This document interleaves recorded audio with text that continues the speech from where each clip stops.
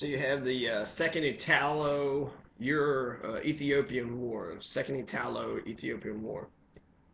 And this is a colonial war started October 1935 and ended in May 1936, so for less than a year.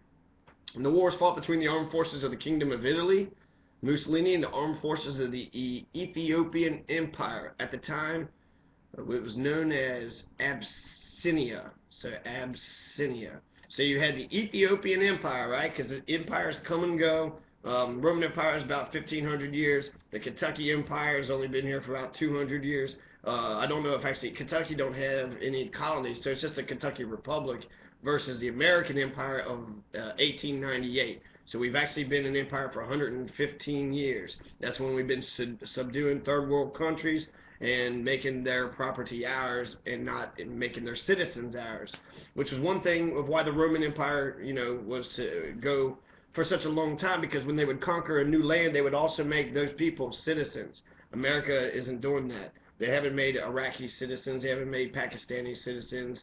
The Yemenis, they're not citizens.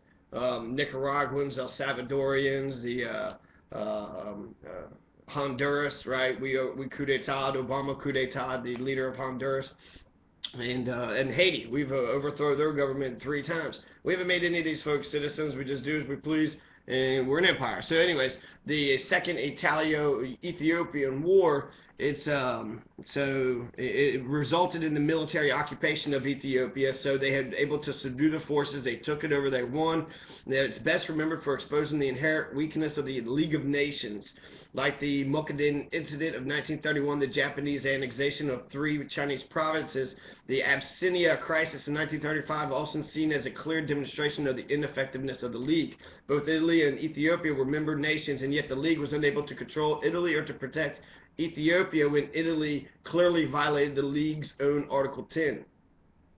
The positive outcome of the war for the Italians coincided with the zenith of the international popularity of dictator Benito Mussolini's fascist regime in a phase called the Age of Consensus, during which foreign leaders praised him for his achievements. Historians like James Burgon called the Victor Mussolini a capital achievement, yet he was forced to accept the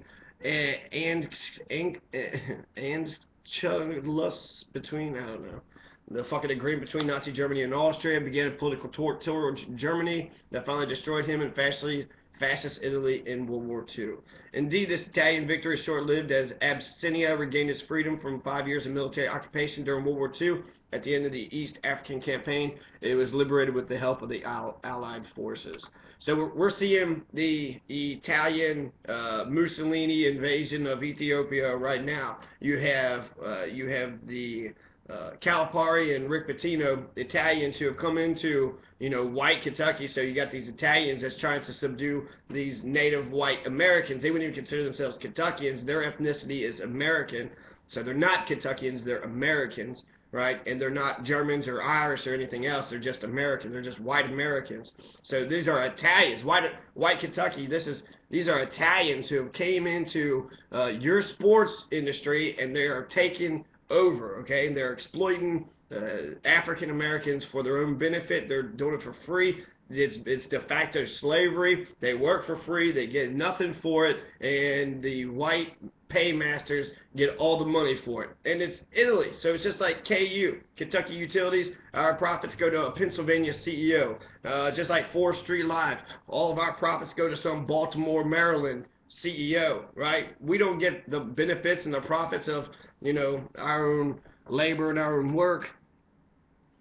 But these Italians are taking over, and this is Rick Pitino. Rick Pitino, he don't even have the decency to go to a hotel. He's out there just fucking in the middle of the restaurant, right? You got at Porcini's, the owner of Porcini Restaurant left Rick Pitino the keys to the establishment so that way he could fuck Karen Cypher on the table as much as he wanted. So there's a morality clause in the contract with U of L. He has to be moral. He has to be upstanding, distinguished gentleman, right? Well, an upstanding, distinguished gentleman just fucking, raw dogging it right there in the front of the restaurant, in front of the window and shit. You could have had, like, kids that could have walked by. And then you have some of the coaches, like, sitting there in the booth just listening in. You had Vinny Tatum, executive assistant to Pitino. So, you know, his bitch, his number one bitch. Vinny Tatum is Rick Pitino's number one bitch.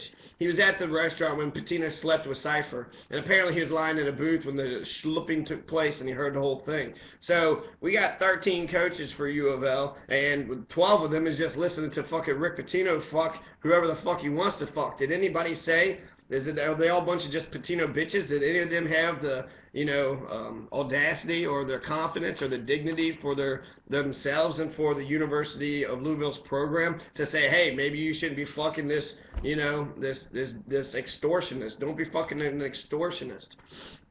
And actually, the path that Rick Pitino goes is just basically one of cover up and PR and just, you know, sort of what do they call that, control, where they sort of damage control. It's just damage control. So, you know, he fucks her, and he clearly starts to see that she's crazy, right? And then he distances himself away from her.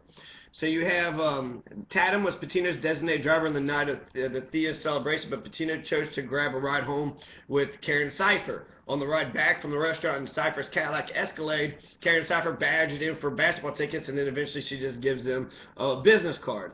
2 weeks after they slept together, Karen Cypher called Rick Pitino to tell him that she's pregnant.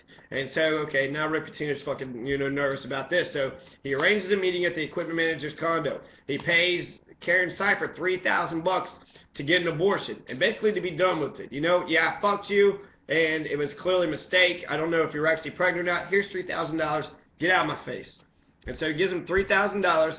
They arrange a meeting at the equipment manager's condo. The equipment manager, who had never met Karen Cypher before, goes on to marry this woman. So I don't know if they were lovers to begin with, or if this was Rick Pitino arranging these people to get together, so that way it's like, hey, she's not, you know, a fucking just extortionist prostitute. She's actually somebody respectable, right? And it was his wife, so, you know, you need to shut up. If you're his wife, you need to shut your mouth. And so, you know, that happens. You have that meeting that happens at the equipment manager's condo, and then they go on to marry her. Okay, so Rick Pitino gets $3,000 to Karen Cypher to cover her health insurance. Not specifically to pay for her abortion, although the money was used to pay for the abortion. So $3,000 for the cost. She pays for the abortion with it. So that even sounds like bullshit. It sounds like, hey, get this kid aborted, but they don't want to make it sound like that's what he paid the money for. So it's hush money. It's hush abortion money, but don't say that's what it's for. So it's probably, maybe there's $3,000. I think abortion, I mean, the morning after pill, it's not that expensive if you have like some type of health insurance. So I think it might have been, you know, $50 for the morning after pill if she was, it was 2 weeks after. So that, you know, very much could have been an option. So I think it's $50 for the abortion, and then, you know, $29.50 to shut the fuck up. So, you know, he gives her this hush money. And then when Karen Cypher's indicted for extortion, then her son stands up, Caleb Wise, led a protest outside the federal building, held a sign, "What's the price of an abortion?" Well, it's, you know, like $50, but shut up money is $3,000. Karen Cypher only accused Rick Pitino of rape 2 months after a federal grand jury indicted her on charges of conspiring to extort $10 million from Rick Pitino. So that's fucking great. If you're Rick Pitino and you fuck this chick at Porcini's on a fucking table, you know, at a restaurant, what's going to happen to you? And then you try to, you know, you try to get some money out of it, or you try to get love or anything out of it. What's going to happen to you is he's going to get a federal grand jury to indict her. They're going to indict her on conspiring to extort $10 million. So they'll, here in Louisville, you'll get a federal grand jury indictment if, you know, you're Karen Cypher, but you won't get a federal grand jury indictment if you're the Louisville police. If you kill an innocent black man on the streets, you don't get a federal grand jury indictment. You don't get any type of indictment. You don't even have to be presented to the grand jury. David Stingle let so many innocent black folks get shot without even putting them before the grand jury. But you hear you got Karen Cypher being put before the grand jury. So it just kind of shows you the pull and power that Rick Pitino has in this town. So, you know, U of L, it's a college basketball program. There's millions of dollars that goes through it. They want to keep the institution and the franchise alive. There might even be fucking stockholders. So, you know, there's a lot of interest. There's a lot of focus on it, too. So to think that multi-million-dollar contracts and deals wouldn't have any type of corruption in it, I think you'd be pretty naive to suspect, like, there's nothing going on. So, she accused of rape after she gets the grand jury indictment. Who knows what's true and what isn't true, really at this point. It would be interesting to hear what she has to say, especially since Jake Payne is totally against her. He was just mocking her just like he mocked Gatewood Galbraith, just like he mocked Cynthia McKinney. Really, anybody that's pro-gay marriage, he laughs at, because he doesn't really care about the issues. He only cares about this sensational bullshit to cover, right, so he can get some advertising dollars. So I wanted to mention too, that was just Rick Pitino and the war that's going on here in Kentucky. The Italians have taken over, and the Italians are exploiting the African Americans here. And they're firing. They fired Shane Behannon, and they don't, like Tom Paine, they don't really help young black men get on, with their lives, or to help, especially Kentucky. They don't help young Kentucky. Tom Paine come out of Shawnee High School, and he's in prison right now. You have Tim Henderson is the only person from Louisville on Pitino's team. So Pitino, you got this Italian that comes out of nowhere. He doesn't hire any Kentuckians. He ain't hiring any Louisvillians. He's not hiring anybody, from our hometown or from our state. He's just buying talent from wherever he can get talent from, and he's not buying it from the people. He has to either maybe give them secret gifts and shit, because they don't get paid. So he's just he's a slave driver. He's a modern day 21st century slave driver, and Shane Behannon got lynched. Shane Behannon thought he had an ego. And Rick Pitino wants to treat him like a child, wants to treat him like he ain't shit, like he ain't nothing, like he ain't got no ego, he ain't got no soul, he ain't got no dignity. He just wants to can him, just fired, get the hell out of here. So that's Rick Pitino. But also I saw this Kentuckians kick ass, 24 ways Kentuckians kicked ass in 2013, and I like this list. One thing that we're going to have to, it's good to brag about what's uniquely Kentucky, and especially the good things, the positive good things, but we need the whole picture, we need truth, we need the whole thing. So yeah, Kentucky kicks ass, heaven is a Kentucky kind of place, these are good things, but Happy Chandler, he said Zimbabwe is gone, nigger. So, to be like, honor him, we got to be careful who we select, what heroes we choose to champion. I would like Willis Russell or William Justice Goebel, or Stephen Burbank. I would like these, or Marie Thompson. I would like all these Kentuckians to be highlighted. I think they are heroes and champions in their own right. Here's another champion in Vico, Kentucky. Its population is 335. The small town in eastern Kentucky made national news this year when it voted yes to ban discrimination against anyone based on their gender or their gender identity or sexual orientation. So this kicks total ass. This goes against the stereotypical, white supremacist Kentuckians. They hated black folks, so clearly white supremacists are also going to hate gay people too. They're haters. That's what they do. They were wrong in the 60s and 70s, and they're wrong today. So when we go to Vico, Kentucky, we see that the mayor is openly gay and a part-time hairdresser, and he did a show on the Colbert Report. That's how a lot of people saw this thing. I saw it too. And it says it's probably perhaps the greatest single best segment to ever on Colbert Report.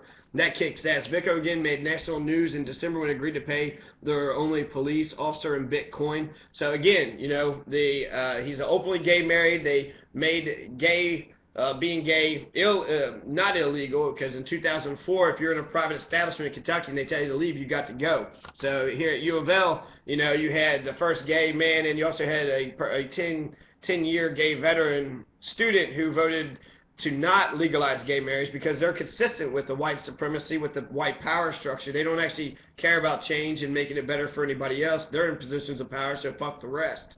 And that's unfortunate, because if you get to that selfish mentality, then, you're not going to be helping anybody else. But here in Vico, we actually have, a gay man who's got balls to stand up for himself and everybody else, and to stand up for what's right. So that was awesome in 2013 that it happened. So we have one of the smallest Kentucky hick towns say that homosexuality is acceptable and homophobes is not. So if you're a homophobic person, don't go to fucking Vico, because they won't accept you there. That's a good look for Appalachia.